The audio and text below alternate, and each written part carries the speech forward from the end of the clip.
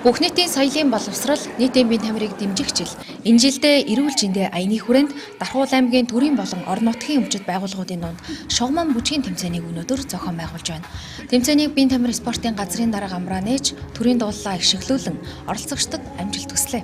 Оролцогч 19 байгууллагын 192 албан хаагчид нийтээрээ бүжгээ бүжиглэж тэмцээнээ инхүү эхлүүллээ.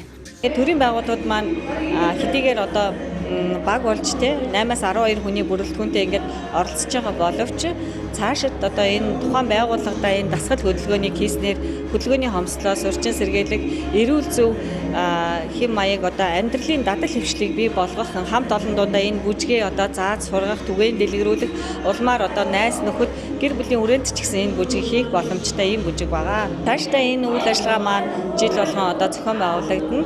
Тэгэхээр одоо үйл ажиллагаагаа хамрах хүрээг улам өргөжүүлээд зохион байгуулагдах болно. За би Дархуул аймгийн 11 дугаар цэцэрлэгээс оролцож байгаа.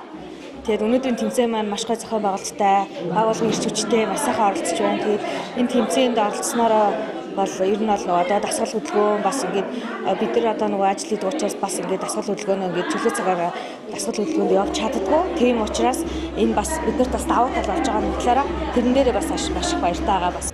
Тэмцээний дүнгээр шагнал байранд сургуулийн өмнөх боловсролын байгууллага, ерөнхий боловсролын сургуулийн байгууллагуудаас тэргүүн байрыг оюуны ирээдүйн цогцлбор сургууль, 2 дугаар байрыг 18 дугаар цэцэрлэг, 3 дугаар байрыг 24 дугаар цэцэрлэг, 4 дугаар байрыг од цогцлбор сургууль, 5 дугаар байрыг 1 дугаар цэцэрлэгийн хамт олон тус тус эзэллээ. Төрийн болон орон нутгийн өмчит газраас тэргүүн байрыг хүүхэд гэр бүлийн хөгжил хамгааллын газар, 2 дугаар байранд шарын гол сумын засаг даргын тамгын газар, 3 дугаар байранд тулга соёлол, 4 дугаар байранд эрүүл мэндийн газар нэгдсэн эмнэлгийн баг хамт олон, харин 5 дугаар байранд дархан ус сувг байгууллагууд тус тус шалгарч тэмцээнээ амжилттай өндөрлөв.